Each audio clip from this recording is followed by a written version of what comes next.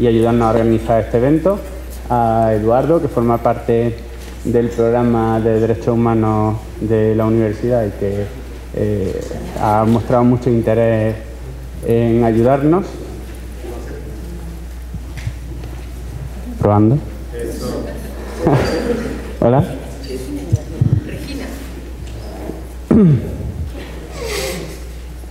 Y nada, o sea, no os quiero robar mucho tiempo, que esto luego siempre se nos alarga y nos queda tarde. Ah, vale. Me están diciendo que yo no me he presentado. Soy Juan Pedro, ¿vale? Soy miembro del Círculo de Podemos México. El Círculo es la unidad más pequeña en la que trabaja Podemos, ¿no? Que imagino que la mayoría de vosotros conocéis, que es un partido nuevo que está revolucionando un poco el panorama político español. Un círculo es un grupo de personas relacionados por una geografía o una actividad, y nuestro trabajo consiste en suscitar el debate político, educar y aprender pues un poco sobre los temas que nos preocupan, que le preocupan a la sociedad, e intentar plasmar eso, ¿no? Pues dentro del partido, ¿no? Que haya una comunicación más horizontal en lugar de la típica comunicación vertical que históricamente, ¿no? Ha dominado la política. Pues nosotros aquí en México, ¿no? Somos pues un grupo de españoles con una idea transversales de izquierda que nos reunimos en asamblea para discutir lo que está sucediendo en España y para intentar poner en conocimiento del resto del partido los problemas que tenemos como ciudadanos emigrantes en el exterior, en particular en México, y un poco conseguir que la política también se haga a nuestra medida, ¿no? Plasmar nuestros problemas y que nos escuchen y nos hagan caso. Estáis todos invitados a participar con nosotros cuando queráis. En principio es una actividad para españoles porque nuestro objetivo es cambiar la situación en España, pero cualquier cosa que os podamos ayudar, cualquier cosa que tengáis a bien invitarnos porque pueda estar en la misma línea, es más que bienvenida. Y bueno, ya que me estoy poniendo nervioso, voy a presentar a Estefanía y me callo ya. Estefanía es eurodiputada de Podemos en el Parlamento Europeo, ¿vale? Ella entró en el cargo en marzo del año pasado, cuando Echenique dejó su actividad de europarlamentario para presentarse a la Junta de Aragón, que es su comunidad autónoma allí en España. Trabaja en la Comisión de Medio Ambiente y Seguridad Alimentaria. Ella es politóloga de la Universidad de Granada, ¿vale? Más tarde ha hecho varios posgrados en Economía, Sociedad de la Globalización y estuvo incluso aquí en la UAM, ¿no? Estuviste 2 años haciendo el de procesos políticos, ¿vale? Aquí. Y nada, y ahora está aquí de visita con la Comisión Bilateral por la participación y la relación de México con Europa. Nos acompañará, pues ha llegado esta mañana, ¿no? Y toda la semana que viene, y está pues aquí con la delegación estudiando la situación de los derechos humanos en México y qué es lo que podemos hacer para ayudarnos México y Europa. Si no voy a robar más tiempo, dejo que ella venga, dejarla hablar de lo que hace, lo que ha venido aquí a hacer y a qué es lo que se dedica y cómo vamos a cambiar las cosas. Y ya está. La próxima vez que presente prometo hacerlo mejor.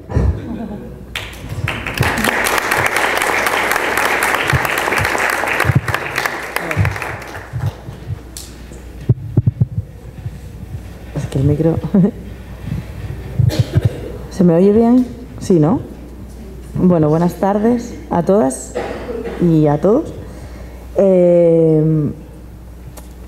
Esta mañana estuvimos ya en el Centro de Estudios Belisario en el Senado hablando sobre la situación de los derechos humanos en México y hablamos un poco también de Podemos y bueno, Podemos parece que siempre suscita muchísima curiosidad fuera de...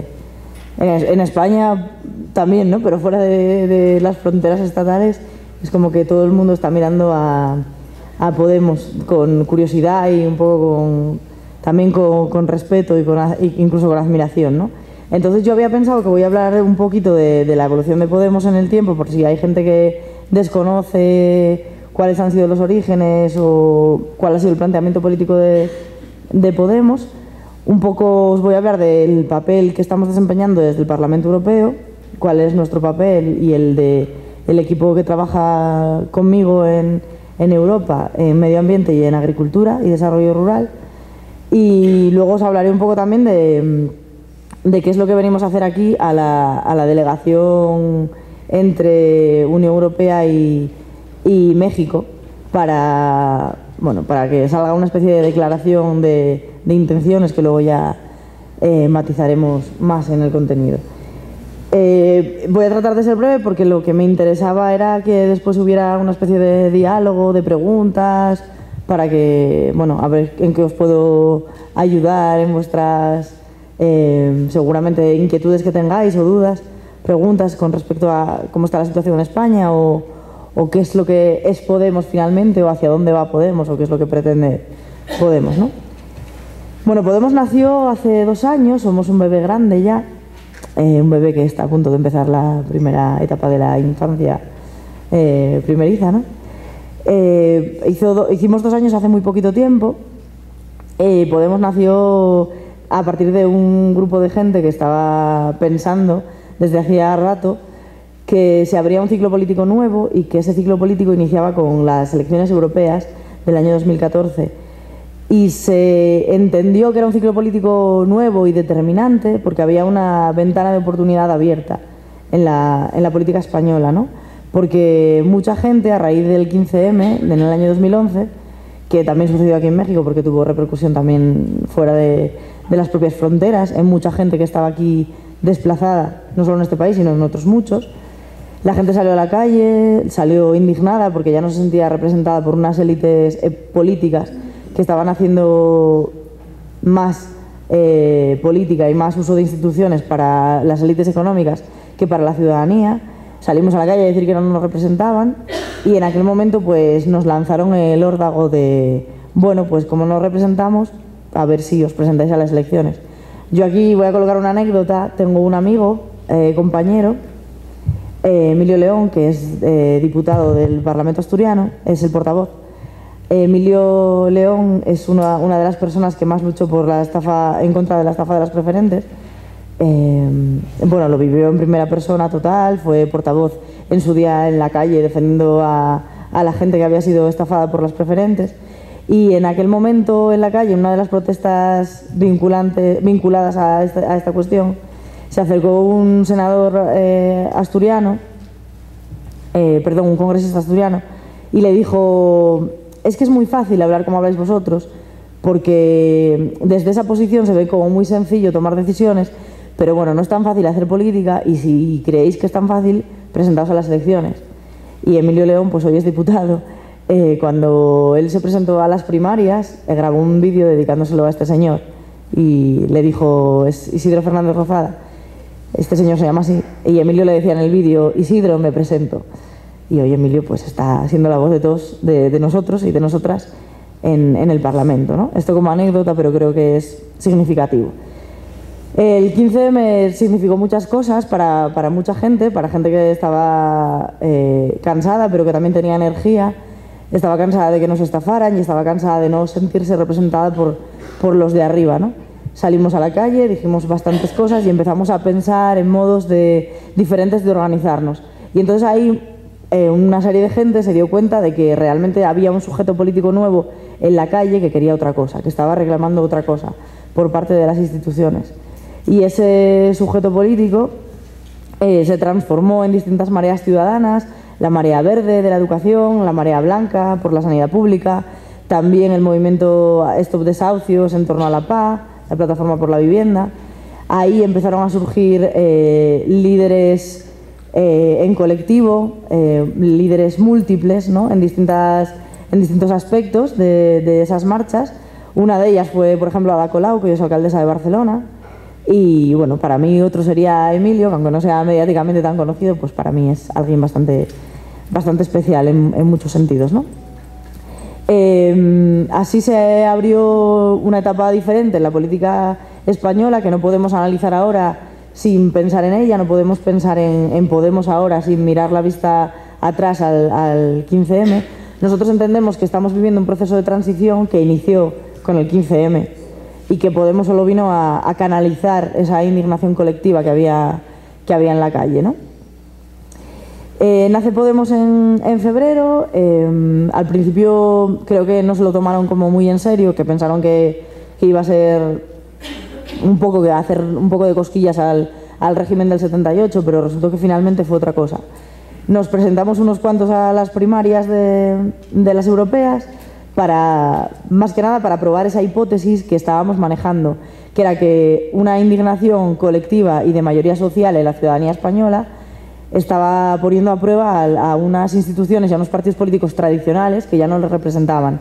Y por primera vez pues existía la posibilidad de canalizar esa indignación en una herramienta política nueva, que nosotros venimos a llamar Podemos. Cuando Pablo Iglesias salió en la televisión la primera vez y dijo que se atrevería a presentarse a unas elecciones si obtenía un respaldo ciudadano y popular de más de 5.000 firmas, esas firmas llegaron en menos de 24 horas y se demostró que había un respaldo popular importante. El respaldo fue creciendo y los círculos se multiplicaron, tanto dentro del Estado como fuera.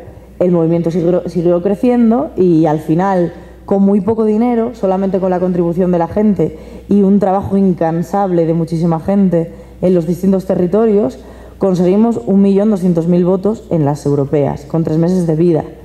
Y claro, aquello al régimen pues lo dejó tocado, ¿no? Que no sabían muy bien todavía cómo encajar el golpe. Entendían de todos modos que, bueno, que Podemos podía ser flor de un día, que podía ser algo circunstancial por el momento, que a lo mejor simplemente la gente estaba castigando un poco al bipartidismo, pero que realmente no era un cambio que viniera para quedarse. Y nosotros siempre dijimos que no, que nosotros habíamos nacido con vocación de cambiar nuestro país y que nacimos con vocación de recuperar las instituciones y de recuperar la democracia, porque sentíamos que después de 30 y tantos años de mal llamada democracia, en regalo después de una penosa dictadura y con una transición que dejó bastante que desear, pues que ya estaba bien, ¿no? Y que llegaba un momento en el que era necesario poner las instituciones al servicio de la gente y cambiar las cosas. Y para poder hacerlo no nos bastaba con tener 5 eurodiputados en el Parlamento Europeo, lo que necesitábamos era seguir fortaleciendo una herramienta política, democrática y de mayoría social, que siguiera teniendo la capacidad de sumar a gente, independientemente de dónde viniera esa gente, de a quién hubiera votado antes o de cuál fuese su posicionamiento político previo. Aquí lo que nos importaba era construir un pueblo consciente de ser pueblo y consciente de tener la soberanía depositada en sí mismo.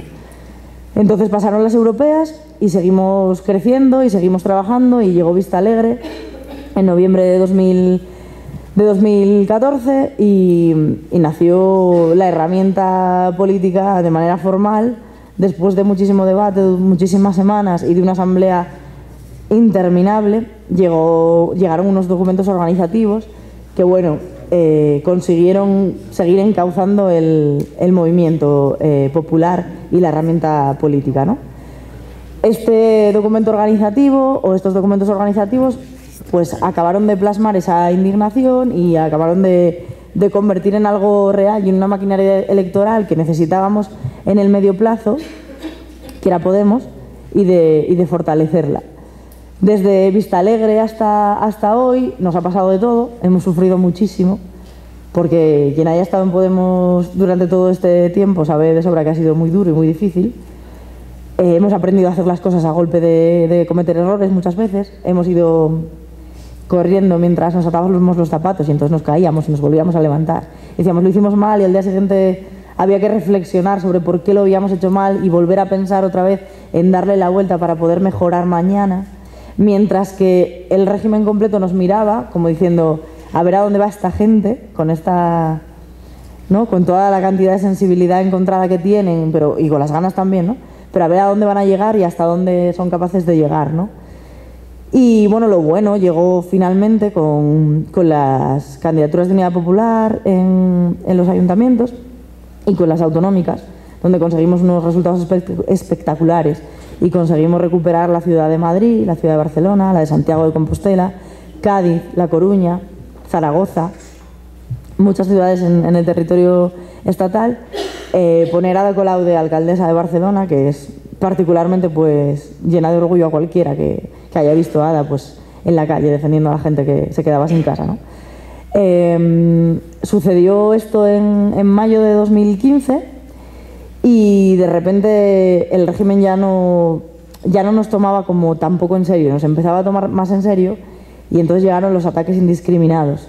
Ya habían sucedido antes contra determinadas personas de este movimiento político, como Juan Carlos Monedero, que fue uno de los más perseguidos por el régimen institucional y político español, pero ahí luego se sucedieron y fueron mucho más grandes, o sea, iban como a las caras visibles o más mediáticas de este movimiento, pero al final todos hemos sufrido algún tipo de persecución, porque hasta yo misma las he sufrido. Difamaciones, mentiras, manipulación, de repente una filtración en medios de comunicación, tratar de desviar la atención para decir que nosotros éramos más de lo mismo y que realmente, bueno, una herramienta política nueva, pero que al final éramos lo mismo que ellos, ¿no? Para intentar encajarnos por ahí, para ver si la gente al final no se sentía tan entusiasmada con Podemos. Y no les funcionó. Pensaron que Podemos iba a pinchar, pero Podemos no pinchó. Llegaron las generales y metimos un buen golpe encima de la mesa. Dimos un golpe muy importante de 5 millones y pico de votos, un golpe de 69 diputados y diputadas que entraron en el Congreso y vinieron a volverlos locos a todos. Todavía están intentando asimilar que haya una mujer que le dé el pecho a su hijo porque está en meses de lactancia. Debe ser que ellos monitorizan a las criaturas cuando tienen 6 meses para darles el pecho o algo así, o que a lo mejor contratan a alguien que les dé de mamar porque son capaces, ¿no? Pero en todo este proceso, finalmente, la herramienta política que venimos a llamar Podemos, pues creemos que se ha fortalecido, que hoy día, a pesar de que tenemos todavía mucho que avanzar y mucho camino por delante, hemos conseguido cambiar completamente el tablero político estatal, hemos conseguido convertirnos, con toda la responsabilidad que ello implica, en una especie de foco y de faro que alumbra muchas esperanzas en el resto de Europa y de otros pueblos, fuera de Europa también, que nos miran como con mucha expectación a ver qué va a pasar con Podemos, a ver Podemos hasta dónde llega, a ver cómo se mantiene de firme, a ver qué es capaz de hacer Podemos, y eso carga a uno de responsabilidad, ¿no? Eso, de repente la carga que tienes a la espalda, pues es dura, es un orgullo estar formando parte de esto, pero es una responsabilidad muy grande. O sea, nos damos cuenta de que no estamos en ningún tipo de juego ni que no hemos venido aquí a jugar, ¿no? Aquí hemos venido a recuperar el poder político y económico para la mayoría social, porque estamos cansados de que sea solamente el poder financiero o el poder de arriba el que decida el destino de la vida de la humanidad en general. Ya no voy a hablar siquiera del Estado español. Bueno, ¿qué hacemos en el Parlamento Europeo? ¿Qué hace mi equipo en el Parlamento Europeo? Os voy a hablar del mío, ¿vale? De la delegación de Podemos. Hacemos lo que podemos, nunca mejor dicho, porque somos 5 y eso implica que estamos en minoría absoluta para muchas cosas, pero no dejamos de tratar de hacer de altavoz de la ciudadanía en Bruselas, no dejamos de utilizar la propia institución para que los distintos colectivos y la sociedad civil pueda reflejar allí sus inquietudes y tenga un altavoz que le pertenece, porque la institución pertenece a la gente, lejos de todo lo que pueda parecer, aunque pudiera parecer que pertenece más al Banco Central Europeo, pero tratamos de que no sea así. Entonces, esa es nuestra lucha ahí en Europa, en términos generales, dentro de la delegación, y mi equipo pues tiene 2 cometidos fundamentales a nivel de organización de Podemos como herramienta política y a nivel de Podemos en cuanto a su papel dentro del Parlamento Europeo. El cometido principal dentro del Parlamento Europeo es que llevamos la Comisión de Medio Ambiente, Salud Pública y Seguridad Alimentaria, y eso implica hablar de qué hay que hacer para cambiar el cambio climático, y entre otras muchas cosas lo que hay que hacer son tratados vinculantes y no declaraciones maravillosas que quedan en papel mojado después de que se acabe la foto que se hacen ellos para legitimarse a sí mismos. Esta es una. Y luego la otra comisión en la que estamos es en la Comisión de Agricultura y Desarrollo Rural, y claro, ahí hay que darle voz a toda esa gente que es más invisibilizada que nunca, que es la que vive en los pueblos y se dedica al sector primario y que es absolutamente invisible, especialmente las mujeres, que muchas veces trabajan en casa y trabajan en la finca o trabajan en la ganadería, pero también tienen que estar atendiendo al cuidado de la familia y que son completamente invisibles, tanto para la sociedad, ya no os quiero ni contar para este sistema político, ¿no? Entonces esa es nuestra, en Europa es nuestra obligación, es visibilizarlas.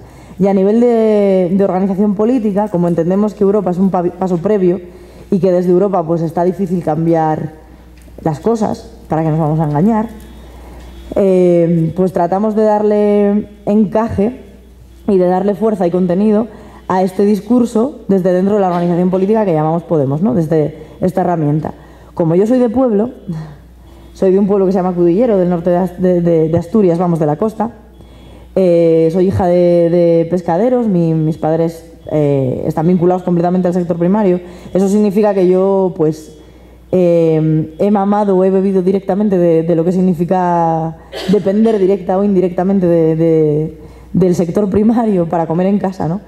Y eso a lo mejor me ha hecho tener una sensibilidad especial, pero da la casualidad de que tengo la suerte de haberme juntado dentro de Podemos con gente que comparte esta sensibilidad, y entonces estamos en la idea y tenemos la fijación clara en la cabeza de darle el empaque necesario a nuestra organización, de construir un discurso que empiece y acabe y que tenga como base fundamental la soberanía alimentaria de nuestro pueblo, porque entendemos que una de las luchas fundamentales frente a todos los poderes financieros es poder conseguir que nuestros pueblos tengan recursos para alimentarse a sí mismos, para poder decidir qué producir, cómo alimentarnos, porque el derecho a la alimentación es uno de los derechos más básicos de la humanidad, ¿no? Y entendemos también que en Podemos, por cómo ha nacido y por cómo ha venido creándose el movimiento y cómo se ha venido desarrollando, ha sido más bien una suerte desde las ciudades y desde lo que es el concepto urbanita, ¿no? Y falta mucho la otra parte, la parte rural, que está completamente invisibilizada todavía, aunque nos estamos encargando de que no sea así y estamos trabajando mucho para que no sea así. Así que yo iba a aprovechar el hecho de estar aquí para hacer lobby interno en Podemos y hablar de la importancia que tiene que la gente entienda que la leche no viene del Tetrabric y las merluzas no llegan solas al plato.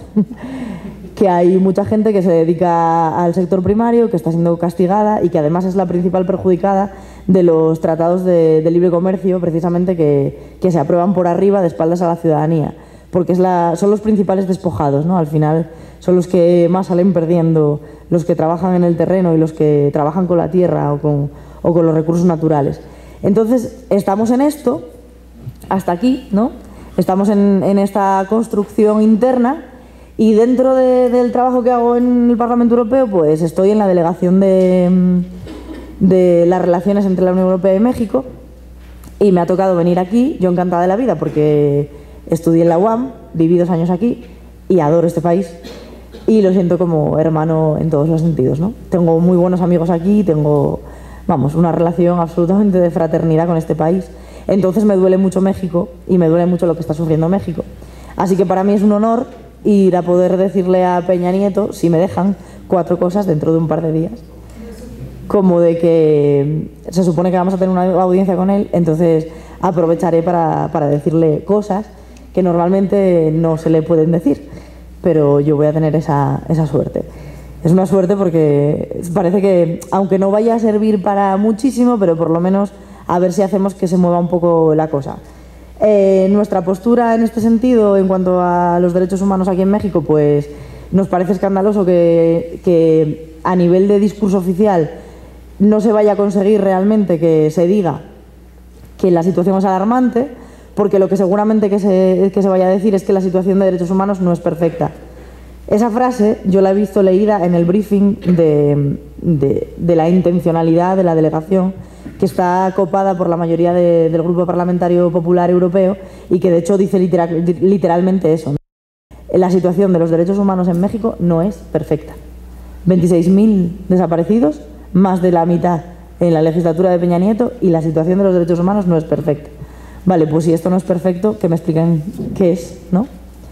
Entonces, nosotros, con la posición que tenemos, que evidentemente defendemos los derechos humanos ante todo, y es además parte de una de las apuestas claras de Podemos, que entendemos que el cambio de orden mundial tiene que pasar precisamente porque los derechos humanos estén por encima de los intereses económicos de grandes corporaciones, es dejar clara que la situación de los derechos humanos en México es alarmante, y que no solamente en México es alarmante, también la situación de los derechos humanos de las personas migrantes que tratan de pasar a Europa y se encuentran con una fortaleza absolutamente militarizada y se encuentran con la muerte, tampoco es como para dar ejemplo de nada, ¿no? Entonces hay que hacer una reflexión colectiva de hacia qué mundo nos está intentando abocar esta gente.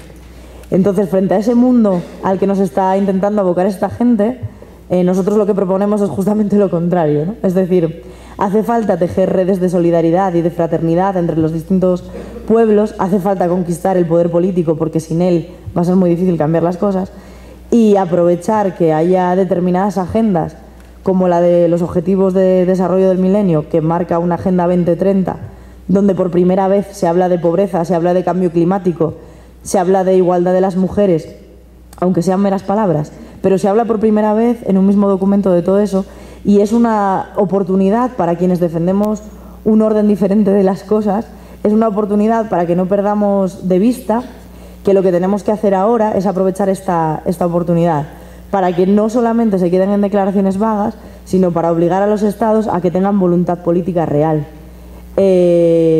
Ban Ki-moon dijo el año pasado en la última Asamblea de las Naciones Unidas, cuando se aprobó esta Agenda 2030, dijo que éramos la primera generación con capacidad para poder combatir el cambio climático de manera real. Pero fijaos que Kennedy en los 60 ya había dicho que entonces ya teníamos posibilidades para erradicar el hambre en el mundo, que solo hacía falta voluntad política para poder hacerlo. Entonces yo creo que tenemos una responsabilidad, quienes estamos de este lado, aunque tengamos mayor o menor papel, tenemos una responsabilidad de no perder el camino que hemos venido andando, de no perder la vista de donde venimos, para saber perfectamente hacia dónde vamos, y ahí creo que juega un papel fundamental precisamente recuperar el derecho a la tierra de los pueblos, el derecho a la alimentación de los pueblos, y ser capaces de construir un mañana mejor, y que por lo menos cuando dejemos este mundo, digamos, un granito de arena lo pusimos. Y ya está. Ahora me preguntáis lo que queráis.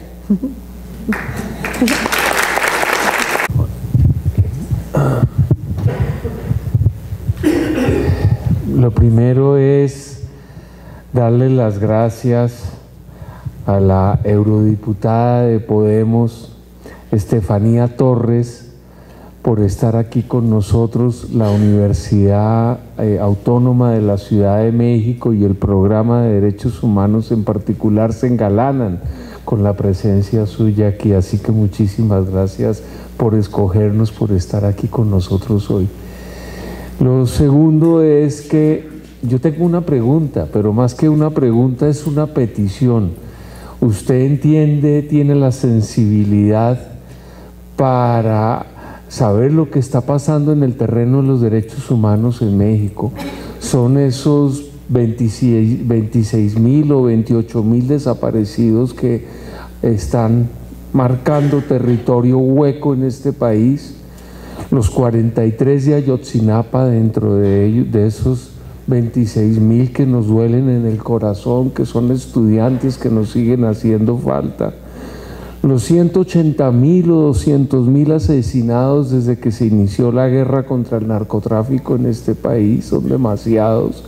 Entre eso, muchísimas ejecuciones extrajudiciales que han sido llevadas a cabo por el Ejército y la Marina del Estado mexicano. Y detrás de eso muchísimas violaciones literales, es decir, violaciones sexuales que han ocurrido dentro de las cárceles, en las detenciones que se hacen como parte de los procesos de tortura. Y ya lo dijo el alto comisionado de Derechos Humanos de la ONU, aquí la tortura es sistemática, es generalizada, está todos los días ocurriendo. La semana pasada en la Marina violó a 5 personas en el estado de Veracruz. Esto no puede seguir ocurriendo y nosotros sabemos que va a haber una renovación del Tratado de Libre Comercio Unión Europea-México. Tiene que ocurrir esa renovación de tratado este año. Y uno de los aspectos que contempla, que consagra el tratado, es precisamente que se respeten los derechos humanos para que pueda mantenerse la lógica de ese tratado.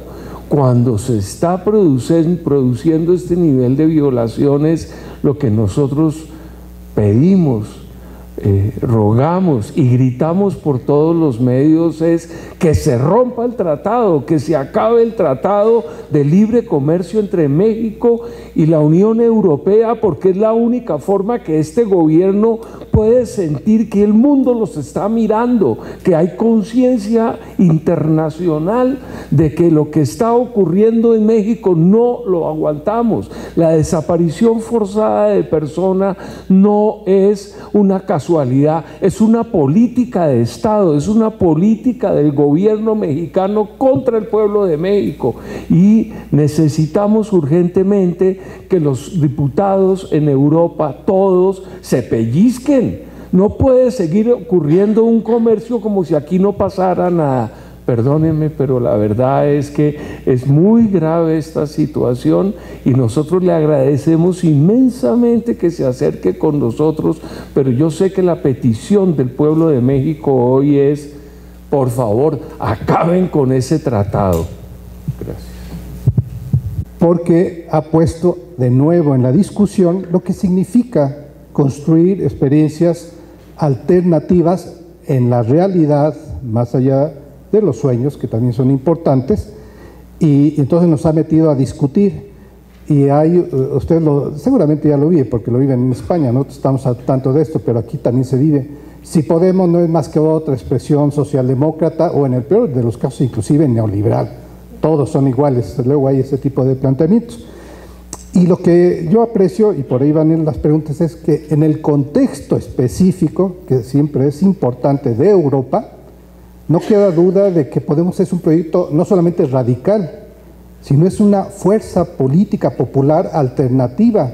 Eso es tan evidente y sin embargo puede ser no apreciado desde estas latitudes donde la realidad luego es mucho más difícil, ¿no? Y entonces me gustaría, ¿cuál ha sido tu apreciación? Apenas estás aquí en esta nueva etapa, pero seguramente has ya comunicándote con mucha gente que vive realidades tan duras como la que se acaba de describir y que hace que nuestro pensamiento de repente sea bastante más exigente. Pero iré yo a 2 preguntas también puntuales. Una de las cosas que yo he apreciado es que el hecho de que sean jóvenes, la mayoría de las caras visibles de Podemos, genera un fenómeno curioso que también lo vemos en las valoraciones que hacen. Pareciera que la izquierda como que ha envejecido. Bueno, algunos ya no somos tan jóvenes. Y ese envejecimiento también es como muy prejuicioso frente a jóvenes que muestran otro rostro. Y yo aprecio en el caso de México celos a estos jóvenes que irrumpen y además con sus nuevas formas de ser y nos dicen cómo se puede hacer un cambio real, más allá otra vez de las utopías que también nos guían y nos ayudan. Esa parte, ¿cómo la has vivido tú personalmente y cómo la han discutido ustedes? Si hay eso, por ejemplo, frente a la izquierda de lo que fue el Partido Comunista histórico, etcétera, y también en el caso europeo, porque no es solamente un fenómeno de España, aunque es el más notorio. Por ejemplo, tenemos el caso también de Grecia y de otras experiencias donde esa generación nueva que está entre los 30, 40, 45, son los que están mostrando esto y se es muy duro en la evaluación de lo que están haciendo. Me gustaría eso porque creo que ayuda mucho. Queremos pensar que la juventud mexicana requiere de nuevos referentes para activarse porque tiene muchas razones para ello. Bueno, de hecho la exigencia va a ser esa, ¿no? Si no se respetan los derechos humanos no se puede hacer un tratado de libre comercio, pero bueno, aparte que es que los tratados de libre comercio ya de por sí, quiero decir, al margen ya de la otra cuestión que es absolutamente grave, ¿no? Pero es que los tratados de libre comercio ya lo que ponen en jaque son los derechos humanos de la gente, así de claro. Están hechos como diseñados como para despojar a los pueblos de su capacidad de desarrollarse por sí mismos, de su capacidad de empoderamiento y de, bueno, a lo que me refería antes, de la soberanía alimentaria, sobre todo de los pueblos, ¿no? Entonces, aún así, al margen de esto, nuestra exigencia aquí dentro de la delegación va a ser esa. Nosotros vamos a dejarlo muy claro. No puede haber una renovación del acuerdo si no se respetan los derechos humanos en México. Esto, vamos, es nuestra postura y la vamos a mantener donde sea, ¿no?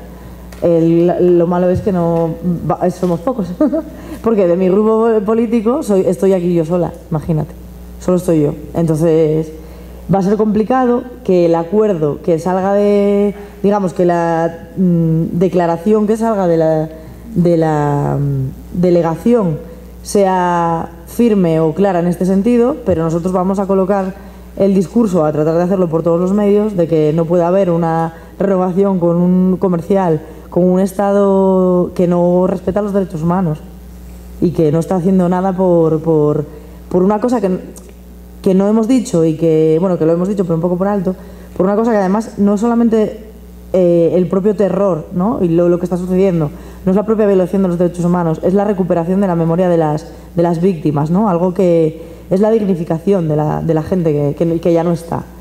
En España pasa también a una escala muy diferente y hace mucho tiempo, pero todavía tenemos mucho que reparar. Tenemos muertos en las cunetas en España, tenemos fosas comunes y gente que todavía no ha sido dignificada por nuestra propia historia. Entonces no somos un país precisamente ejemplar en este sentido. Tenemos muertos en todas partes.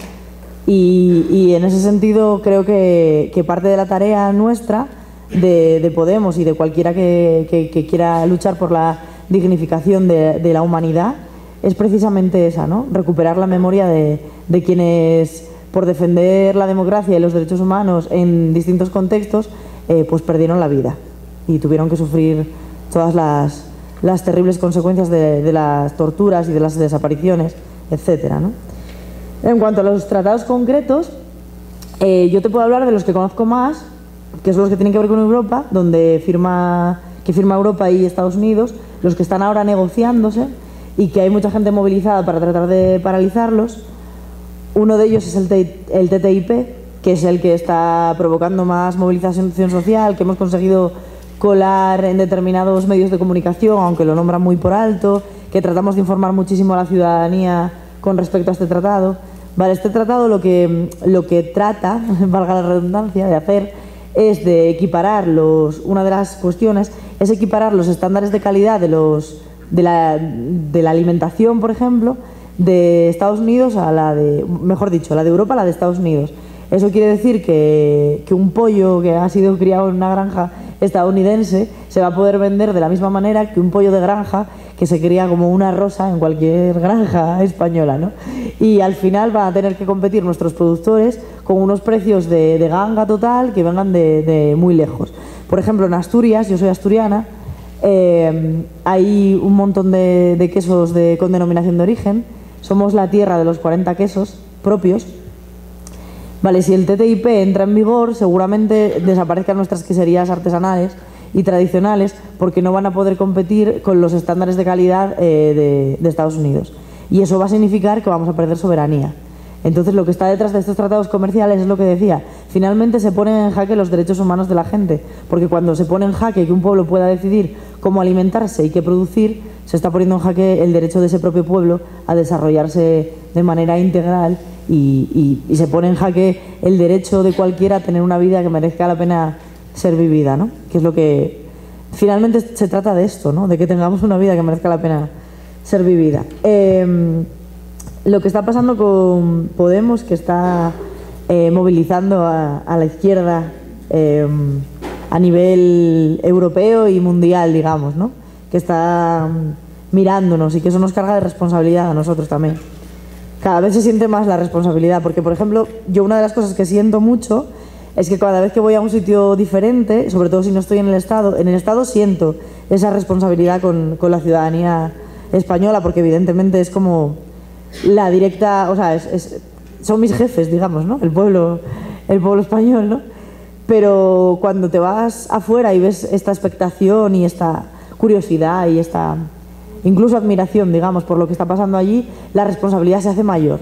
Y entonces sí que es verdad que dices, lo que tenemos encima es muy grande, no solamente por lo que la gente espera de nosotros en España, sino por lo que están esperando afuera, ¿no?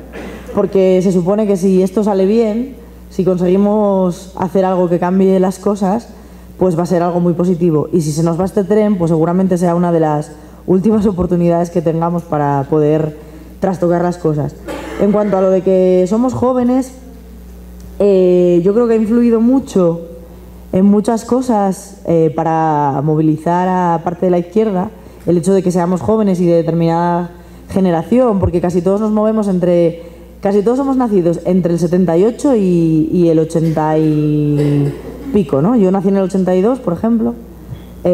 Pablo creo que es del 78, me parece, precisamente. Hay gente que es un poco más mayor, otra un poco más joven, pero más o menos es una barrera que va entre el 75 y el 80 y tantos, ¿no? La gente que se está movilizando más con Podemos o que está sobre todo dando la cara o que tiene algún tipo de cargo orgánico o institucional y que es portavoz en cierto sentido de este movimiento. Y eso creo que se explica porque hemos sido criados y educados en democracia en España, que aunque no haya sido una democracia perfecta, se ha tenido cosas positivas, sobre todo porque hemos sido educados por una generación que es la de nuestros padres y madres y muchas abuelas y abuelos, que fueron los que realmente nos trajeron la democracia a nuestro país, y son los que nos enseñaron a vivir en tolerancia y a luchar por las cosas que son de justicia y que costó mucho trabajo conseguir. Entonces eso hace que nosotros valoremos sobremanera qué es lo que tenemos y lo difícil que ha sido conseguirlo y el poco espacio que hay que dejar a que nos lo arrebaten.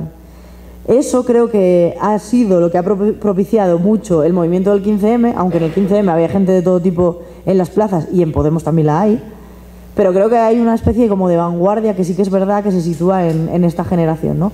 Pero bueno, hay una cosa que siempre decimos, que decía Condorcet, de hecho, que es que a cada generación su constitución, ¿no? Por eso ahora hablamos también de proceso constituyente, porque para nosotros lo que está pasando en España, lo más interesante que va a pasar y que ya está pasando, es una transición democrática que viene a culminar un periodo que inicia con 2011, que viene a criticar esa primera transición que hubo en el 78, que fue fallida en muchos casos, que a lo mejor no se pudo hacer de otra forma, pero fue fallida en muchos casos, y ahora toca repensar la Constitución, y toca hacer democracia, y toca debatir de manera colectiva, y toca hacer alianzas entre los distintos pueblos y los distintos territorios, y toca asumir que somos un país de países, que somos un país de naciones diferentes, y que eso no nos separa, sino que eso nos une, es el pegamento de la fraternidad. Somos pueblos diferenciados, pero iguales y solidarios entre nosotros. Entonces en esas estamos, y como hemos crecido en democracia y hemos crecido en respeto y en tolerancia, creo que somos capaces de abanderar, entre comillas, este movimiento político. Lo que le hemos hecho a la izquierda, yo creo que le hemos dado, vamos a ver, con humildad, lo voy a decir con humildad total, creo que le hemos dado una lección, porque la vieja izquierda, la que permanecía en esa esquina del mapa político, en esa esquina del debate, que no se atrevía a ir más allá porque en ese espacio del debate estaba cómoda, algunos porque habían conseguido unos partidos políticos con una cota de poder determinada y habían renunciado a crecer más, otros porque tenían un espacio institucional o académico determinado, pero ya no querían luchar más, tenían como su espacio de reconocimiento y con eso les bastaba, y a ese tipo de gente les hemos puesto en jaque, les hemos dicho, es que con esto no basta, porque con esto quienes mandan y quienes controlan el poder económico y político están contentos. Ellos están súper contentos con que nosotros hagamos una movilización, por muy grande que sea, si luego nos vamos a nuestra casa y no tocamos poder político, están muy contentos. Con lo que no están contentos es con que tengamos 5 millones y pico de votos. Eso no les hace, hablando en plata y perdonadme la expresión, eso no les hace ni puta gracia.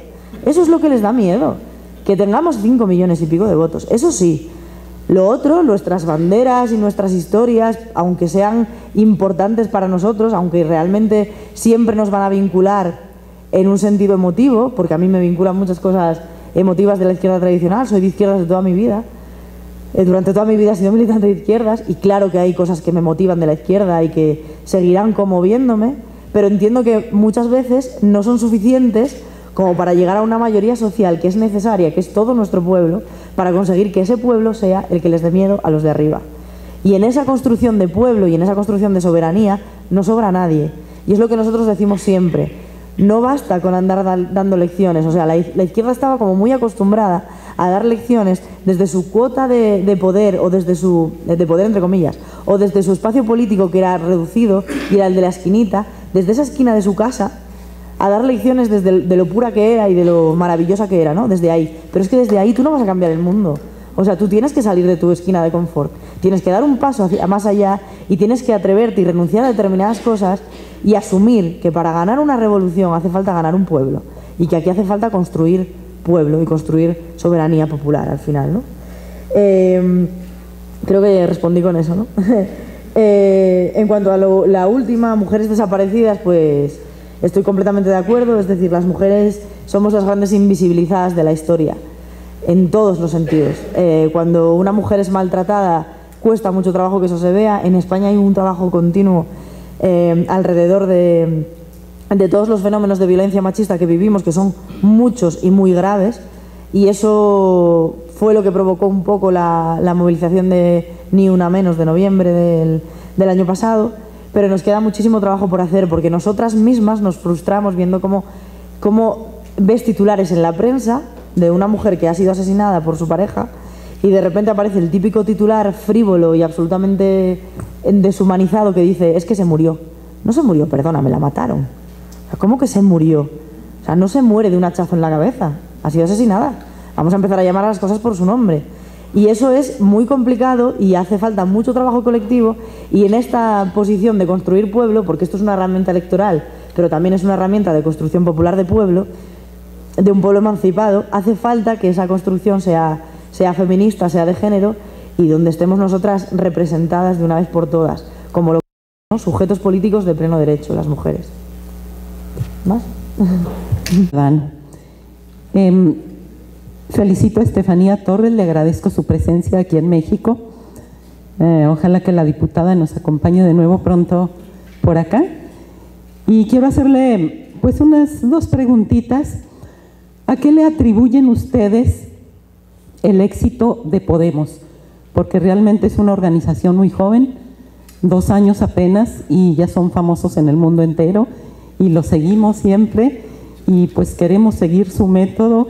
Y hablando de métodos, de medios, ¿cómo le hacen ustedes? ¿Qué métodos utilizan para crecer, para agrandar la participación de la gente? ¿Cómo concientizan a la ciudadanía? Ese es el talón de Aquiles para nosotros. Y pues también los admiro porque la mayor parte de Podemos es gente joven. Nosotros aquí es un movimiento de gente ya mayor y no sabemos cómo motivar a los jóvenes a la participación, aunque ellos creo yo que andan por su cuenta, ¿verdad?, en otro lado, y más bien son 2 luchas paralelas, una de gente ya de la tercera edad y otra de personas jóvenes. Pero ¿cómo le ha hecho Podemos para motivar a los jóvenes? Gracias. Del 80 de León, y mi pregunta es, bueno, yo me considero dentro del grupo de los exiliados económicos, es decir, con carrera, maestría, tal, y llega un momento en que dices, o me voy, o aquí me muero de hambre, ¿qué hago? Me quedo con mis padres, ¿no? Pero sin embargo, cada vez que yo he tenido la gran suerte, pues que me ha acogido un país que me ha dado familia, me ha dado trabajo, pero cuando regresamos nadie nos conoce. No nos conoce la seguridad social, no nos conocen las universidades, estamos totalmente ausentes del panorama, somos muchos. ¿Qué va a pasar con nosotros? ¿Qué va a pasar cuando crezcamos y queramos que nuestros hijos sepan lo que es vivir en un pueblo, sepan lo que es ir y ordeñar las vacas? Porque mi familia es de León y de agricultores que vinieron pues abajo por el tema de las vacas locas, las cuotas, etcétera, ¿no? Todo ese daño que hizo la entrada muchas veces de Europa mal asumida por nuestros gobernantes de aquella, e incluso, bueno, pues me imagino que la responsabilidad habrá que diluirla. Sin embargo, mi pregunta es, ¿qué va a pasar con nosotros, la generación que ahora llaman X, cuando pues queramos ejercer nuestro derecho, porque somos españoles y queremos pues, de regresar algún día, y que nuestros hijos también españoles regresen? Gracias. Bueno, yo creo que hay varios factores que explican un poco por qué Podemos ha funcionado, ¿no? Uno de ellos es el factor, aunque sea una persona, pero lo voy a llamar factor, el factor Pablo, ha sido clave en esta historia. ¿Por qué? Porque Pablo Iglesias es una persona que está muy bien formada, es una persona que es muy buena comunicando en los medios de comunicación de masas, ha sido siempre muy bueno porque se ha formado para ello. Pablo tenía, os voy a contar un secreto a voces que yo creo que ya lo ha dicho públicamente él, pero bueno, él siempre ha querido, él tenía claro que había que hacer televisión. Había que hacer televisión y había que saber comunicar dentro de la televisión, porque la televisión tenía la posibilidad de colarse en las casas de todas y de todos, ¿no? Y eso te daba una oportunidad muy grande de colocar un discurso en el salón de la casa de cualquiera. Entonces había que ser capaces de manejarse dentro de la televisión. Claro, esto a la izquierda tradicional, pues a lo mejor eso no le parecía estupendo, ¿no? Porque ya sabes que eso, jolín, entrar en el juego este de los grandes medios de comunicación como que no es muy... Pero ahí se jugaba, entendíamos que ahí se jugaba una batalla importante, porque precisamente ahí se genera un discurso que luego puede ser legitimado o no, o reconocido o no por la ciudadanía en general. Entonces, el factor Pablo, que venía de la universidad y había hecho la tuerca en su barrio que era Vallecas y tal, y poco a poco fue haciendo una productora un poco más grande con Juan Carlos y un grupo de gente de allí de la Complutense, pues ellos yo creo que tuvieron una responsabilidad enorme en este sentido, porque supieron ver muy bien que a través de la tele y de los medios de comunicación se podía generar un discurso diferente. Pablo empezó a salir en La Sexta Noche, que es un programa de la televisión que sale todos los sábados en España, que es de audiencias, de picos de audiencia muy elevados, y Pablo hablaba con el lenguaje de la gente normal. Entonces es lo que hacía, que la gente se sintiera identificada con el discurso de Pablo. De repente este Pablo sale en uno de los programas más vistos por las amas de casa, porque generalmente son amas de casa los que ven este tipo de programas matinales. Fue en La 4, un día por la mañana, él dijo que estaba dispuesto a presentarse a las elecciones si conseguía el respaldo suficiente de la gente, que eran como 50.000 firmas, es que no me acuerdo bien del número, pero eran un montón. Y en 24 horas se consiguieron esas firmas, porque él planteó que lo que hacía falta era no un partido político más, sino un movimiento popular que llamara a una mayoría social que estaba indignada, que estaba harta, y pusiera coto sobre todo a una serie de privilegiados que se habían creído que la política era para forrarse y hacer favores a las grandes corporaciones o a aquellos que te calentaban un asiento después de que tú pasases por una puerta giratoria de estas de... yo te hago un favor a ti, que estoy en este cargo público, y después cuando yo salga me está esperando esa silla que me has preparado, ¿no? Entonces Pablo lo explicó muy bien porque sabe comunicar muy bien, y eso hizo que Podemos se hiciera fuerte pronto. Aparte, yo creo que Podemos ha tenido la capacidad de tener empatía con los distintos territorios que ya llevaban viviendo unos procesos políticos particulares, como el de Cataluña, como el de Galicia, como el de Valencia, ¿no? Y ha sabido también tener a la altura de miras política suficiente como para, en las ciudades importantes donde ahora tenemos los ayuntamientos, ser capaces de confluir con movimientos que ya había previos, ¿no? O sea, no llegar y decir esta es la marca de Podemos y vamos a imponerla aquí, sino vamos a llamar a candidaturas de unidad popular, vamos a poner el capital simbólico que tiene Podemos al servicio de estas candidaturas, pero van a ser candidaturas que vayan solas. Y eso creo que también explicó un poco el triunfo de Podemos en las grandes ciudades, ¿no? Y luego en las generales creo que el discurso es clave, porque es un discurso que no habla de izquierdas y de derechas, y creo que esto es importante, de verdad, porque hace que superes la barrera de somos la izquierda. Ellos estaban encantados con que fuéramos la izquierda que nunca llega a más del 5% de los votos. No, no somos eso. Nacemos con la aspiración de ser un pueblo mayoría y hacia eso vamos. Entonces, bajamos las banderas un poquito, porque vamos a subir una bandera colectiva mucho mayor, ¿no? Entonces creo que eso fue clave también.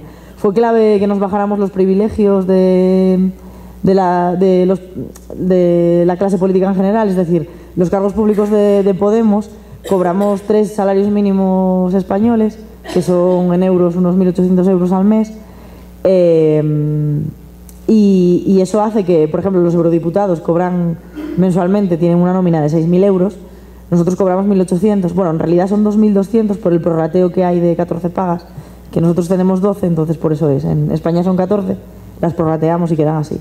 A lo que voy es que cobramos un tercio de lo que cobra el resto de la Eurocámara, de casi toda la Eurocámara, y con el resto del salario lo que hacemos es donarlo a la organización, porque la organización no depende de los bancos, es otra de las claves que ha hecho que Podemos funcione.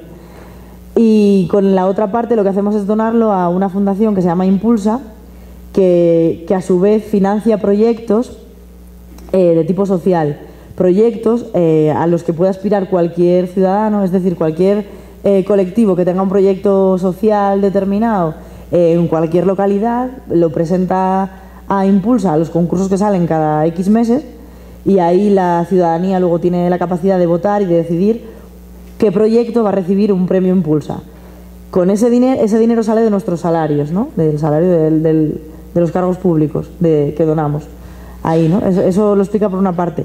Y por otra parte, las donaciones también son importantes para la propia organización, porque la organización se autofinancia, es decir, se financia con nuestros salarios, pero también se financia con las aportaciones que hace la gente. Nosotros no recibimos créditos bancarios de ninguna entidad financiera, porque consideramos que son las principales responsables de esta estafa, mal llamada crisis, y entonces no queremos depender de los bancos, queremos depender de la gente, y es algo que siempre repetimos. Por eso nos financiamos a base de microcréditos en las campañas electorales, y esto lo que significa es que quien quiere ayudar a la campaña de Podemos dice, pues yo voy a dar a lo mejor 50 euros para ayudar, ¿no? Y durante la campaña electoral, y cuando cobramos la subvención, esos 50 euros se le devuelven a la persona que ha dado la donación. Así manejamos la campaña. De hecho, nuestra campaña ha sido muy austera en comparación con el resto de los partidos políticos. Es que yo no tengo la cifra ahora aquí en la cabeza de lo que costó, pero vamos, muchísimo menos que la del resto de partidos. Porque además, al final funcionamos con una cosa que es muy sencilla, que es el entusiasmo generalizado de la gente. La gente cree en esto y está dispuesta a quitarse horas de sueño y a quitarse horas de estar con la familia por pegar carteles. Y eso no hay dinero que lo compre ni nada, ¿no? Y eso creo que es clave para entender lo que ha pasado con Podemos. Luego hay una cosa importante que son las redes sociales. Podemos tiene bastante salida en redes sociales, tiene un equipo importante de redes sociales, y todos dedicamos mucho tiempo a trabajar las redes sociales porque entendemos que son nuestras propias redes, que nos dan la posibilidad de generar un discurso alternativo al que ellos nos intentan imponer. Y también vamos creando poco a poco medios de comunicación propios que también nos dan la posibilidad de colocar discursos alternativos, ¿no? Uno es La Tuerca, por ejemplo, en Asturias está apareciendo ahora otro que se llama El Telar, y es debates políticos que queremos hacer para que se empiecen a hablar de otras cosas y no se hable siempre de lo que les interesa a ellos que hablemos, ¿no? Pero en todo caso, lo que creo que hace falta para que Podemos finalmente tenga éxito, y que también explica el éxito que ha tenido hasta ahora, es que hay dos patas. Una es la pata electoral, la pata de Pablo y de la gente más visible, que sale en la televisión y en los grandes medios de comunicación y que tiene la capacidad de llegar a más gente. Y hay otra que es la pata más lenta, que es la de otra gente que estamos a lo mejor en otros espacios, que sí que tenemos representación institucional igual y somos portavoces y demás, pero que también nos dedicamos a patear mucho territorio, y que vamos a los sitios y hablamos con la gente y pensamos en alternativas, y nos juntamos y creamos redes de trabajo con la ciudadanía, ¿no? Creo que eso es importante también. Vale, esto creo que ya respondí a la pregunta. En cuanto a la impunidad, bueno, yo puedo dar mi palabra de lo que me corresponde, que siempre en cada espacio en el que esté voy a decir que no se puede consentir que ningún crimen contra los derechos humanos quede impune. Pero además no solamente en México, en cualquier parte del planeta. Hay un responsable y hay no solo una persona responsable, sino que hay causas estructurales que son responsables de esta impunidad. Primero porque los ataques a los derechos humanos, precisamente aquí en México, la gente más perjudicada son los defensores del derecho a la tierra y al territorio, que casualmente es lo que más daño les hace a ellos, ¿no? Porque lo que no quieren es un pueblo con capacidad de tener tierra y de alimentarse. Entonces es lo que más daño les hace a la gente que maneja los megaproyectos o que tiene grandes corporaciones y demás. Entonces la impunidad no se puede consentir en ningún sentido y vamos, yo te doy mi palabra de honor que eso siempre en cada espacio en el que esté eso va a ser así. Ya lo era antes de Podemos y lo seguirá siendo siempre. En cuanto a los exiliados económicos, que ya enlaza con las líneas de acción política de Podemos.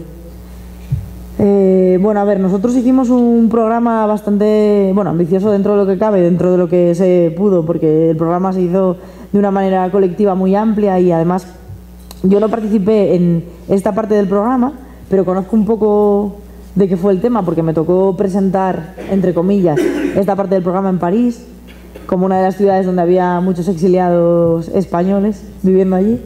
Y hablamos de las medidas del programa y precisamente hablábamos que es importante garantizar no solo el derecho a regresar, que era de lo que estabas hablando tú, sino a garantizar el derecho de que quien se quedar en el sitio en el que ya esté, que se quede, pero que no pierda los derechos de ciudadanía español tampoco por quedarse, ¿no? Entonces creemos que esto es fundamental. Es fundamental crear herramientas de políticas públicas que permitan, por ejemplo, lo que está pasando con el voto rogado, que es una barbaridad, o sea, eso no se puede consentir, es un derecho fundamental, el voto, ¿no? Y que haya que rogar, eso, y el Partido Socialista haya sido uno de los cómplices de esta barbaridad, es algo que a nosotros nos toca mucho, pues nos toca porque además parte de la gente que se está movilizando en Podemos es gente que es exiliada económica también. Entonces bebemos mucho de la María Granate precisamente o de movimientos de este tipo, pero también estamos muy en contacto con la gente que está sufriendo las consecuencias de que se ha visto expulsada de su tierra. Y en este caso es exiliada económica porque no hay a lo mejor puestos de trabajo en condiciones dignas, y en otros casos es porque no hay recursos naturales propios para poder desenvolverte en tu propia tierra, porque las migraciones que están sufriéndose a lo largo y ancho del planeta tienen que ver precisamente con ese despojo de los recursos naturales a los que están siendo sometidos los pueblos en todas partes, ¿no? Entonces, en cuanto a las líneas de acción política de retorno, ya se están haciendo en el discurso político. Si no podemos implementar nuestro programa electoral, no vamos a poder hacer todo lo que nos gustaría, que es derogar precisamente el voto rogado, es una de ellas, es de las más urgentes. Es la de reconocer el derecho a la sanidad y que no esté vinculado precisamente al hecho de que estés censado o no, o de que estés circunscrito en no sé qué parte, o que haya que pasar no sé qué trámite burocrático. Tú eres ciudadano de pleno derecho español, tienes que tener derecho a una asistencia sanitaria, siempre y en todo lugar, porque es un derecho fundamental. O sea, esas hay más, pero no las recuerdo todas. La seguridad social, sí, precisamente eso. Que tienes que tener asistencia sanitaria y seguridad social, es decir, que no puedes quedarte al margen, o sea, no puedes perder tus derechos de ciudadanía en ningún caso, vuelvas o no a España, eres un ciudadano español, o eres una ciudadana española. Y eso es un mínimo común básico del programa de Podemos en esta materia. Y hay más líneas, pero yo no me las conozco todas, entonces claro, no podría enrollarme más por ahí. Y la última, la situación política de España, que tú misma me preguntas. ¿Cómo la veo? Vale, pues vamos a ver, yo creo que hay dos bloques. Un bloque inmovilista, que es el bloque del Partido Popular, del Partido Socialista y de Ciudadanos, que ha venido a llamarse esta nueva marca perpetrada por arriba para que parezca que es un nuevo partido político, y tienen 10 años de vida. Un amigo mío decía que parecía que los metían en el microondas, que Albert Rivera, que lo metían en el microondas antes de cada elección para que pareciera que era nuevo, cuando este tipo lleva en política pues 10 años o más, ¿no? O sea, es un tipo muy joven y lleva un montón de años viviendo de la política, y nos habla de la nueva política y ese tipo de cosas. Y ha querido copiar un poco el discurso de Podemos, le ha salido fatal, además le ha salido muy mal. Y y pertenece al bloque movilista porque viene a ser más de lo mismo, viene a ser más del mismo tipo de política que lo que viene a hacer es aplaudir con las orejas al IBEX 35 mientras se permite que nuestra gente se quede sin casa, sin trabajo y sin derechos en nuestra tierra y se ve obligada a irse en muchos casos, ¿no? Pertenece a este bloque inmovilista el Partido Popular, evidentemente por todo lo que sabemos, porque perpetúa la mafia institucionalizada, porque es el partido de la corrupción en España, y pertenece a este bloque inmovilista el Partido Socialista porque no es capaz de asumir con valentía un cambio que le está pidiendo la ciudadanía española en general. Creo que el Partido Socialista se está enfrentando a dos almas internas y que esas dos almas, por desgracia, un alma un poco más buena, no tiene la capacidad suficiente para dar el giro que le hace falta al PSOE para no perder este tren de la historia. Porque creo que desgraciadamente para ellos y para muchos militantes socialistas de buena fe, como no hagan un cambio importante, se van a quedar a las puertas de la historia, que están condenados de verdad, si no son capaces de asumir la responsabilidad política que tienen y de dar un giro importante. Entonces, yo la situación política la veo inmóvil en ese sentido. Creo que ellos no quieren darse cuenta de lo que está pasando, no asumen todavía que este país ya ha cambiado. Van a intentar darnos la vuelta de 1000 maneras diferentes, van a intentar marear la perdiz. No sé muy bien finalmente lo que va a pasar porque el escenario es muy abierto, pero creo que finalmente España ya está cambiando y el proceso de transición está abierto. Y como el tablero está abierto, a nosotros lo que nos toca es jugar a ganar en cada espacio. O sea, ahora mismo, aunque ya hayan pasado las elecciones y ya haya pasado la oportunidad del voto y demás, la política está tan viva que precisamente ahora tenemos una posibilidad muy grande de seguir construyendo pueblo. O sea, ahora mismo la gente está como en un momento tan sumamente receptivo y tan curioso de las cosas, porque se mueve muy rápido, que precisamente ahora nosotros tenemos que aprovechar para ir sumando cada vez más gente al movimiento, porque de hecho seguramente si se repiten las elecciones el voto se polarizará más, irá más hacia Podemos y hacia el Partido Popular seguramente. Entonces tenemos que ser capaces de capitalizar todavía más ese voto de la indignación que vaya hacia Podemos y plantearnos como una alternativa real de gobierno para poder empezar a hacer cosas en serio, porque es lo que necesitamos, gobernar. ¿Más? Respecto de la formación política, yo tendría algunas preguntas de qué está haciendo o cómo lo está haciendo Podemos, y que es algo de lo que este país, en México, adolecemos mucho. Me parece que el contexto histórico es muy importante de tomar en cuenta, porque si bien las generaciones del presente no podríamos cargar de alguna manera con el hacer histórico de otras generaciones de antaño, es decir, yo no soy una mujer mesoamericana del siglo XV, pero sí provengo de esa historia y ahí está mi raíz, y eso hace una diferencia. Finalmente, tú no eres una colonizadora, pero sí eres de un país que fue imperio colonial, y yo de un país que es un país que carga con una historia de colonización que no logramos quitarnos de encima, que en unos días veremos con toda esta evangelización todavía cómo nos pesa mucho un ser que nos forma un inconsciente colectivo, que nos genera problemas de identidad severa.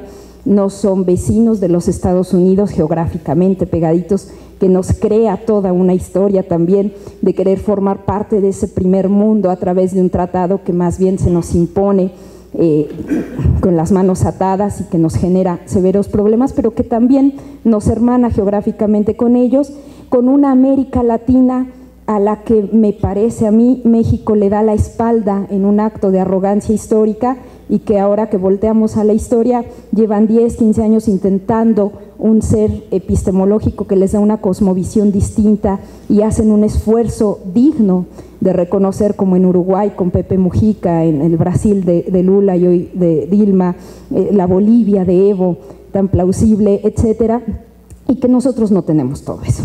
Y entonces tenemos toda una problemática histórica muy compleja que cargamos, que hace que de alguna manera no alcancemos a responder, si bien el tamaño de población es muy distinto del que tienen ustedes al que tenemos nosotros, sin embargo parece proporcional, digamos. No fueron pocos los votos que ya en 2 ocasiones Andrés Manuel, que me parece sigue siendo el líder popular de izquierda, que sigue concitando la conjunción del pueblo alcanzó en 2006 y en 2012 con más de 16 millones de votos, que no es poca cosa, es una votación histórica, tremenda, y pese a que muchos lloramos el fraude, salimos a las calles, de todas maneras nos fuimos a las casas y no nació el movimiento de indignados, es decir, México no se indignó. Y si no se indigna con un fraude de ese tamaño, y si no se indigna con los 43 estudiantes, y no se indigna con los 26, 28 mil desaparecidos, y no se indigna con lo que vivimos cada día, yo me pregunto entonces con qué nos vamos a indignar y cómo lo logran otros países, cómo logran esa formación política. ¿Será que ustedes sí son, como han dicho las caras más visibles de Podemos, la generación más preparada de España, y nosotros tendremos quizá la más certificada, pero no la más preparada? ¿Será que el movimiento que ustedes logran, a mí se me antoja mucho de calificarlo quizá de universitarios en gran medida? No es poca cosa que la gran cantidad de dirigentes de Podemos son políglotas, tienen másters, tienen posgrados, y eso les da una capacidad de movilidad, de concientización, de llegar a las masas de otra forma, y aquí no logramos. Si bien sigo creyendo que es Andrés Manuel la posibilidad más cercana que tenemos de darle una vuelta a lo que estamos viviendo, no deja de ser una forma distinta de vivirse un partido diferente, Morena, al de Podemos, en el que, por ejemplo, mi generación no llega, ¿no? Los intelectuales que están cerca de Andrés Manuel, el más joven tendrá 60 años, ¿no? Y sigue siendo esa otra izquierda distinta, y que él los llama, no llegan. ¿Cómo crear esa formación política para concientizar a un pueblo? ¿Y cómo sostener una formación política en un pueblo donde ya se está logrando el cambio? Buenísimas.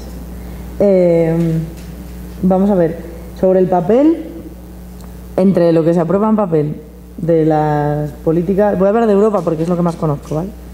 Creo que este año es luz lo que sale en el papel de la realidad de los agricultores y de los productores.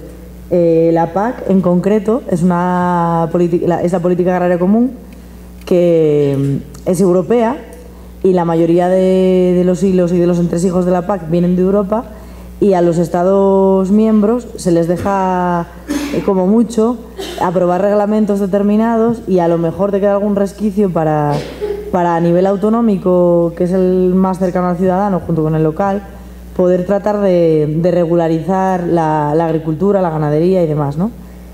Porque la mayor parte de la historia se decide en Europa, y lo deciden tan lejos. Yo creo que hay una razón política detrás, bueno, yo creo, no estoy segura, porque al final la PAC trata de eso, de lo de siempre, de esto.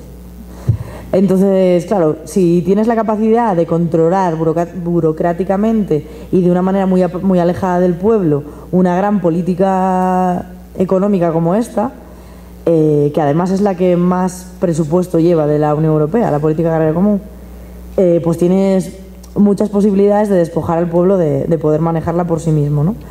Está muy alejada en muchos sentidos, porque se ha instrumentalizado, se ha industrializado, se ha mecanizado muchísimo la agricultura, y se ha obligado a los agricultores además a mecanizarse, ¿no? Porque si no lo hacían se quedaban fuera de las ayudas, se quedaban fuera de la competitividad, les obligaron a meterse en una locura de cuotas lácteas, de ir comprando cuotas, que yo lo comparo mucho con la estafa de las preferentes, ¿no? Las preferentes, la gente tenía un dinero ahorrado, de repente lo metió en una preferente porque no le habían dicho los claroscuros de aquello que estaba firmando, ese dinero se esfuma, no se sabe dónde está. Con las cuotas lácteas ha pasado una cosa parecida. Para mantener un nivel de producción, los agricultores, los productores de leche, tenían que pagar cuota, comprar cuota, para poder seguir produciendo, y de repente esas cuotas se ha decidido desde Europa que desaparecen, que se liberaliza completamente el mercado, poniendo a España o a las productoras españolas, que no tienen nada que ver con las holandesas, al mismo nivel. Y lo que va a pasar ahora, lo que está pasando ya, es que los productos del norte están arrasando a las ganaderías del sur, ¿no? Y entonces está sucediendo una crisis absoluta en la ganadería y en la producción de leche, y una caída del precio de la leche de un 20%, y en Galicia hasta de un 24-25%, una auténtica barbaridad que está arruinando a la gente. Entonces, ese dinero de las cuotas que ellos habían puesto para poder mantener produciendo, de repente se fue. O sea, llevan toda la vida pagando cuota para producir y de repente ese dinero ya no está. Y hay casos más sangrantes de ganaderos incluso que se han endeudado con los bancos para pedir un crédito para poder comprar cuota y ahora están pagando la letra de ese crédito y no tienen ningún tipo de cuota ni de garantía. Eso está pasando en España, en muchos sitios, ¿no? Es tremendo eso. Eso es tremendo y eso no sale en ningún medio de comunicación. De eso no se habla. Entonces, desde arriba, nada, no se hace nada. Desde mi punto de vista, nada. Hasta que no cambien el orden de las cosas y se deje más autonomía a lo local y a los propios productores para tener autonomía real a la hora de vender sus productos. Por ejemplo, en determinados productos habría que facilitar la venta directa, habría que facilitar el fomento de la agricultura ecológica, pero no para que los productos sean más caros, sino para hacer que sea más fácil comercializar con ellos. Hay una cosa que se llama la flexibilización del paquete higiénico-sanitario, que eso lo hacemos en Europa y en concreto en la Asamblea de Extremadura, los compañeros de Podemos aprobaron una proposición no de ley para flexibilizar el paquete higiénico-sanitario que viene aprobado desde Europa, pero que así facilita que los productores de leche puedan vender de manera directa y no se vean obligados a vender a una gran corporación y no poder vender la leche a lo mejor al vecino o al colegio o a la institución de turno que esté cerca, ¿no? Otra cosa es fomentar los bancos de alimentos y los circuitos cortos de comercialización. Hay un montón de cosas que se pueden hacer, pero desde arriba ahora mismo no se están haciendo. Hay que empezar a hacerlas. Y hay posibilidades, hay muchas. Pero claro, para eso necesitas tener la capacidad de poder tomar decisiones a ese nivel, ¿no? No sé si te contesté. Vale. Siguiente. La de la formación, esa es tremenda, porque no tengo la respuesta que más quisiera. ¿Te imaginas que te digo aquí, mira, pues lo que tenéis que hacer es esto? Ojalá lo supiera. Pero no lo sé. A lo mejor yo creo que en Podemos, lo que explica el éxito de Podemos es precisamente que venció el límite de la izquierda. Podemos ha sabido vencer ese límite. No porque nosotros no seamos de izquierda, solo lo ocultemos, no. Porque discursivamente hablando hemos tenido la capacidad de hablarle a todo el mundo, independientemente que sea de izquierdas o de derechas.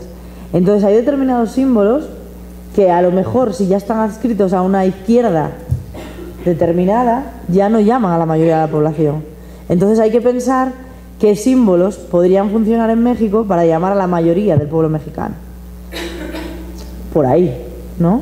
Que a lo mejor hay que construir una unidad popular que esté alrededor de la bandera mexicana, que yo he visto siempre a los mexicanos. La bandera es una cosa que se saca mucho aquí. Quiero decirte, y la Virgencita de Guadalupe. Lo que le pasa a Podemos, y creo que es un síntoma de madurez política, es asumir lo que es nuestro pueblo, ¿eh? O sea, es haber asumido lo que somos. Asumir lo que somos pasa por asumir que en la televisión hay debates políticos en los que hay que estar presente y que hay que adoptar un determinado lenguaje con el que hay que llegar a la mayoría de la sociedad. No tienes que llegar a la mayoría de la izquierda, tienes que llegar a la mayoría social de tu país.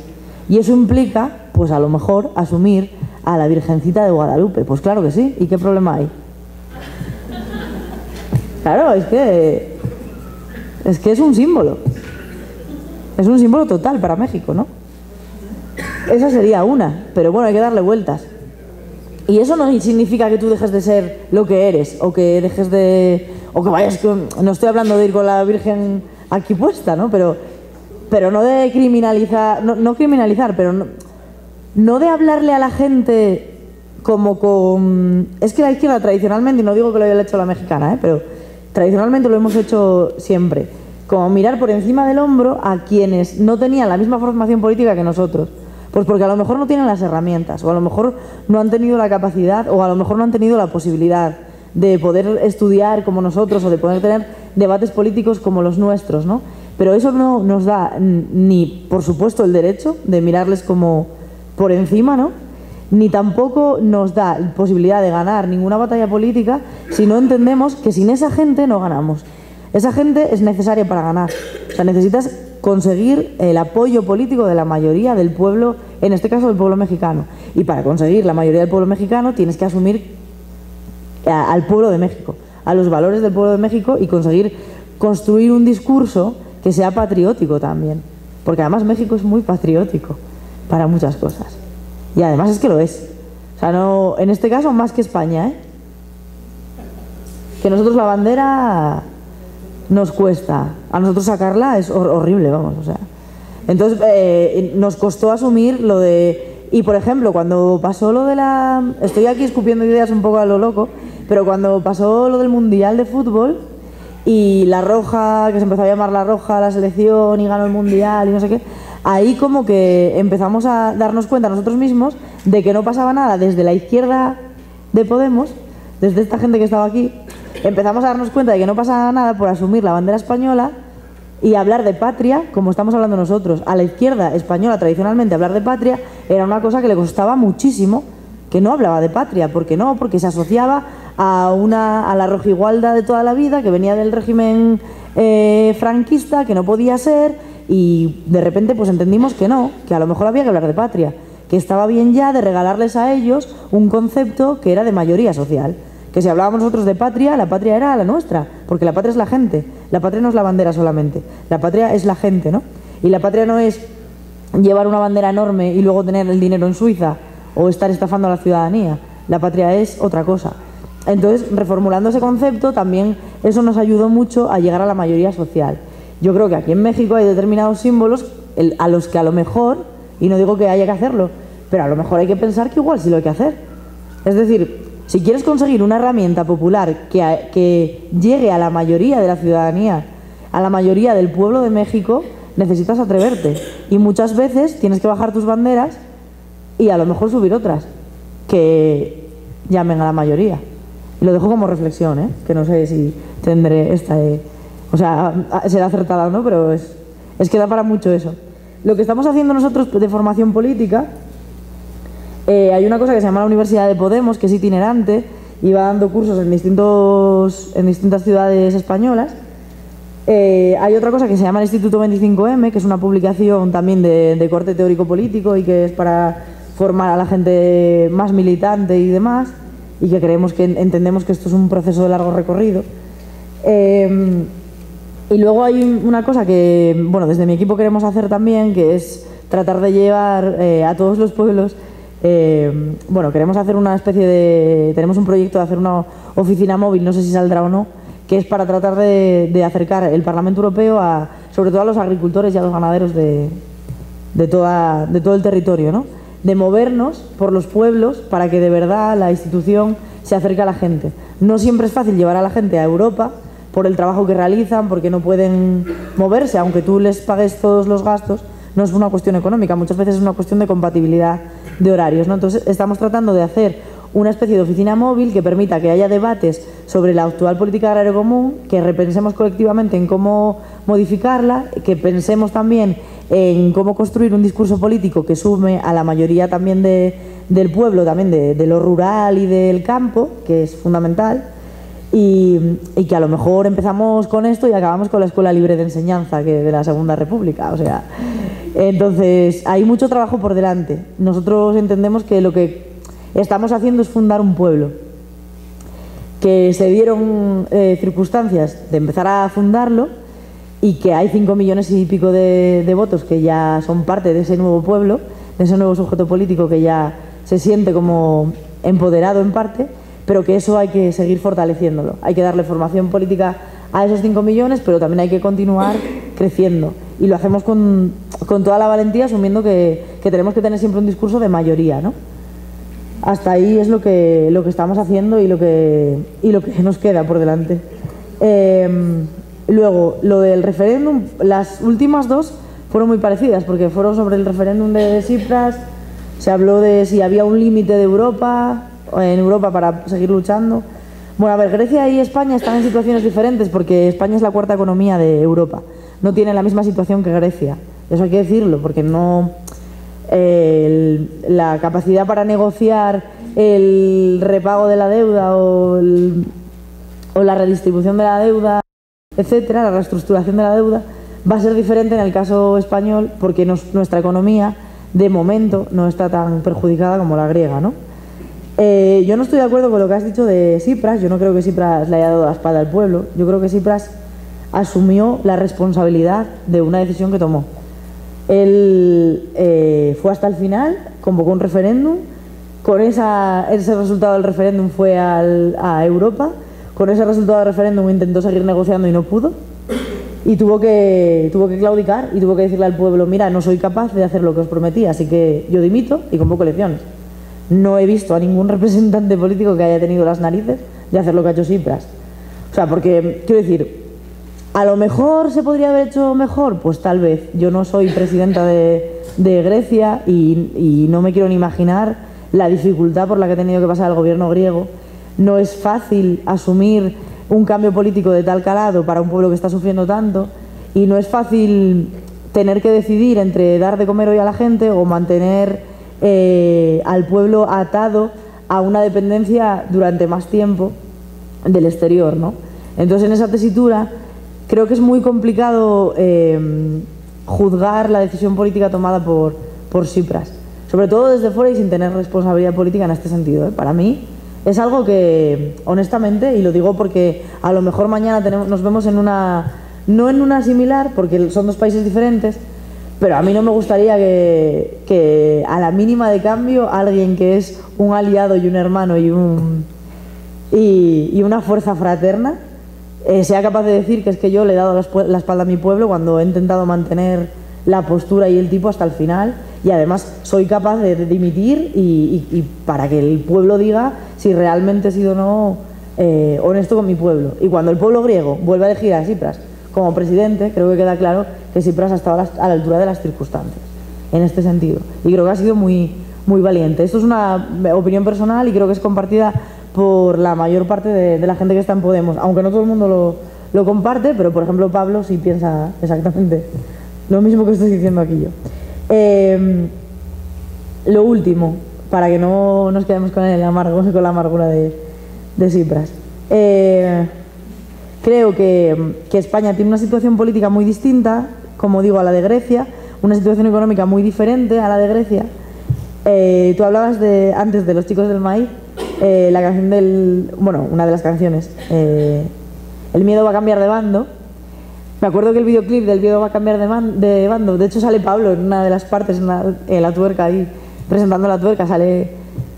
Y esa canción habla de eso, ¿no? De no te canses, sigue protestando, ¿no? Porque va a llegar un momento en el que el miedo cambie de bando. Y lo que pasó con Podemos es que el miedo realmente cambió de bando.